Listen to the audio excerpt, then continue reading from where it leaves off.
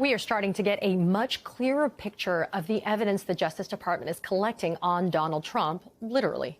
So this photo you're looking at, released by the DOJ, shows some of the documents they say they collected when the FBI did their search of Mar-a-Lago. More than half a dozen documents are seen here, and they have visible classification markings. So let's examine what exactly we're seeing here. The National Archives has specific guidelines as to how to identify and label classified documents. So they're denoted with 3 different cover sheets for various classification levels.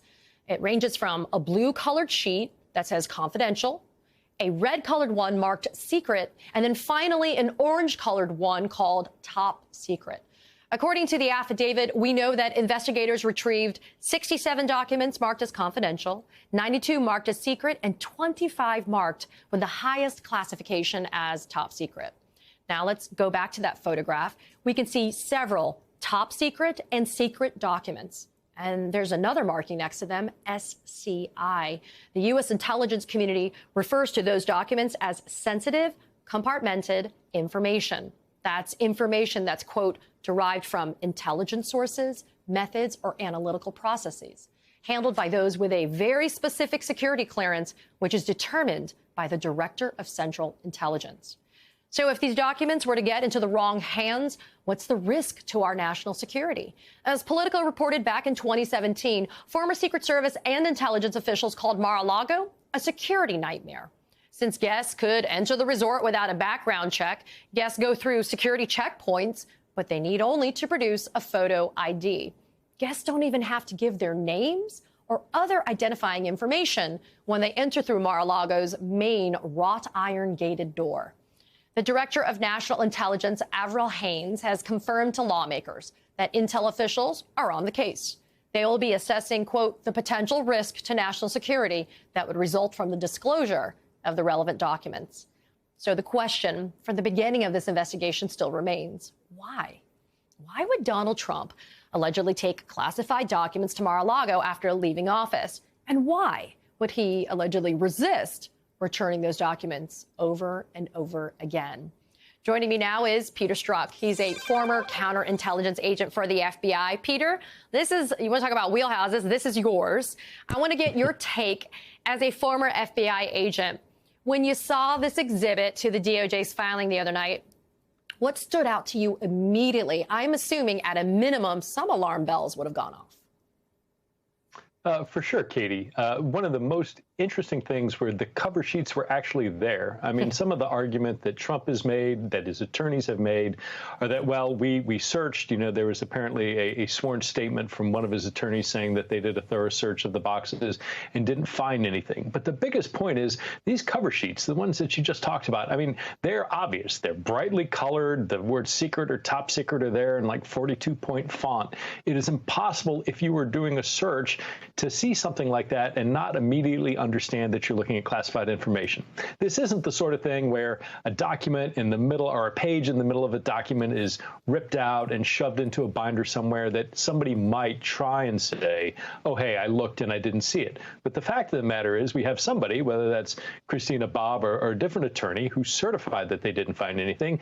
And is equally important, we have Alina Habba in the civil matter up in New York, who signed this extensive certification that she had gone through every nook and cranny, every drawer, every box at Mar-a-Lago and found nothing that related to, in this case, the civil matter, the tax matter up in New York. But the bottom line, if she's looking at that, there's no way she didn't see these documents as well.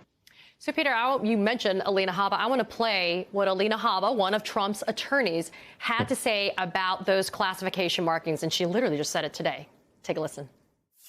I think that they wanted to show that there were things with top secret markings for the public to justify the raid. What that doesn't tell you is that things are declassified that are marked classified. They don't change the markings when they do that. Well, Peter, we know that's blatantly false. The markings do change when the documents are declassified, even including the date that they are declassified. What do you make of this incredibly specious argument from the Trump team repeatedly that he had ordered all these documents declassified per some standing order nobody's ever seen? Well, I think it's a direct result when you start getting your legal advice on a national security and criminal matter for somebody whose background is in parking lots and the rules and regulations around that. So it doesn't surprise me to hear an absolute nonsense argument. It is, of course, wrong. You know, when something is declassified, things are crossed through. You would see everything from the top and bottom of each page will carry the classification of the highest level of classified information on that page. Those would be struck through.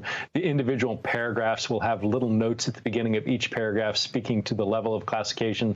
Those would be crossed through. The front page of each document, which carries sort of the sort of administrative background of who classified it, when it's automatically declassified, the reason that it's classified would be struck through. So this idea that something, you know, nothing changes other than the magic words, this is declassified, is utter nonsense. That's not the law, that's not the rule, and it doesn't surprise me to hear something like that coming out of the mouth of Alina Habba. Peter, we've heard from the DOJ that this is an ongoing investigation. So as somebody who worked complex investigations for the FBI, how many different threads does the DOJ keep pulling on and deploying people from the FBI, for example? I mean, should the department wait until the intel community finishes its review of the documents that were seized from Mar-a-Lago? Or should the department go ahead, indict Donald Trump, and then maybe add on once information comes out or more evidence comes out later on? Well, I think those two things are going on in parallel. There is a damage assessment which is going on. That is going to continue for years to come, because just because some conclusion that the intelligence community arrives at, it isn't final. Something may come to light in a year and 5 years that would shed information on what did or didn't happen with these documents. But at the same time, even, and you know this as a prosecutor, even doing the criminal investigation does take time.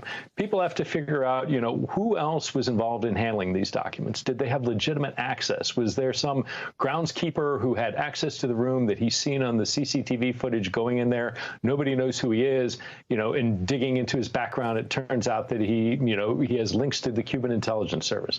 I mean, there are any number of things that the FBI and DOJ are doing right now to figure out the scope of this criminal activity, not only who else to charge, but again, potentially say they do get, you know, for the sake of argument, whether it's Christina Bobb or another attorney, that they have a solid obstruction charge, they might choose instead to go to their attorney and say, look, we can charge your client, or your client can plead guilty to a lesser offense and cooperate with us against Trump. So all this takes time. Ultimately, the decision about when to sequence that and when to trade off cooperation for a lesser sentence in exchange for going after a higher level figure, these are all the things that DOJ is going to be weighing as time goes on. But there are any number of sort of investigative threads that are going on all at the same time right now, some related to the criminal case and some purely counterintelligence and intelligence in nature. So it's complex, and there are a lot of busy people right now in both the FBI and DOJ. Peter, I do want to get to Trump's response to that incredible photo. His response is nuts. He posted on Truth Social, in part, the following. They took the documents out of the cartons and spread them around on the carpet. They dropped them, not me. Peter, is Trump admitting to having possession of the materials at issue? And if so, I mean, how is this not a slam dunk if you're the DOJ? You know, he can't help himself. And I'm reminded, I mean, you may remember it. There was this old movie called A Fish Called Wanda, and Kevin Kline plays an operative. And the one thing that bothers him, he's like, don't call me stupid. And for Trump, it's like, don't call me sloppy. And it's all, it doesn't matter. He isn't addressing anything about the classified information. He is only saying, I wouldn't make a mess. And again, going back again to Alina Habba, I think last night she said, oh, I've been in that office many times. He's never that messy, but I've been in there, and he brings all kinds of people in there. So she is then talking about, in an effort to defend his neatness, building the case about these vast number of people who are apparently transiting through this room where all this classified information was stored. But look, anytime Trump makes a statement, he invariably does something that is detrimental to him, potentially beneficial to the government. He's incapable of listening to sound. Any good attorney, criminal defense attorney, is going to say, stop talking. Don't make any statements. Let me do the talking.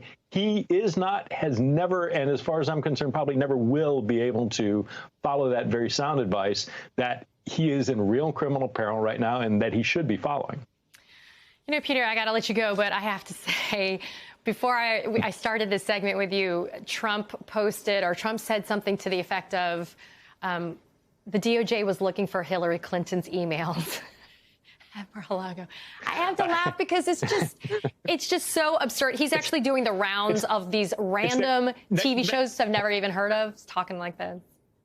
Yes, next to the Lindbergh baby kidnappers and where Jimmy Hoffa is buried. It's all there. That's all the FBI is looking for. It's crazy. And he's stuck in 2016 in his head, and I think he will be until the day he falls over. Well, one of the other theories is whether or not he has stuff at Bedminster, which might be another location for a warrant. Peter Strzok, thank you so much.